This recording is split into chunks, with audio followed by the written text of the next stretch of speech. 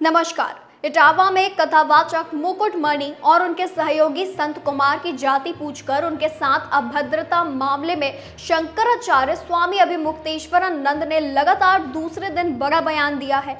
उन्होंने कहा कि कथावाचकों पर जल छिड़का गया या फिर गौमूत्र, सवाल यह है कि उसका परिणाम क्या रहा।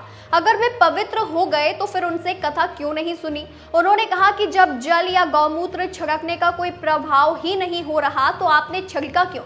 दोनों कथावाचकों पर एफआईआर दर्ज हो जाने पर शंकराचार्य स्वामी अभिमुक्तेश्वरानंद ने कहा कि एफआईआर तो पहले ही हो जाना चाहिए थी। उन्होंने कहा कि दोनों को उसी वक्त तत्काल हिरासत में ले लेना चाहिए था, लेकिन उन्हें छोड़ दिया गया। अब जनता के दबाव में केस दर्ज किया गया। वहीं पूरा गांव इस बात को कह रहा है कि धोखा दिया गया और इसी तरह का आधार कार्ड भी दिखाया गया।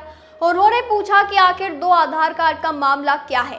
उन्होंने कहा कि दोनों अपने नाम के साथ पंडित लगाकर आए और बाद में जब अशुद्ध उच्चारण से शंका हुई तब पूछताछ करने पर सच्चाई सबके सामने आई।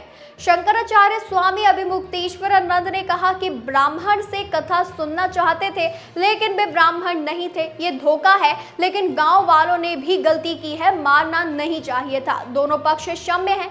इस मामले में देश के बड़े बड़े नेता राजनीतिक लाभ लेने के लिए अब सामने आ रहे हैं। ये भी उचित नहीं है। यहाँ हमको वर्ग विद्वेष फैलाने की जरूरत नहीं है, बल्कि दोषियों को सजा देने की बात करनी चाहिए।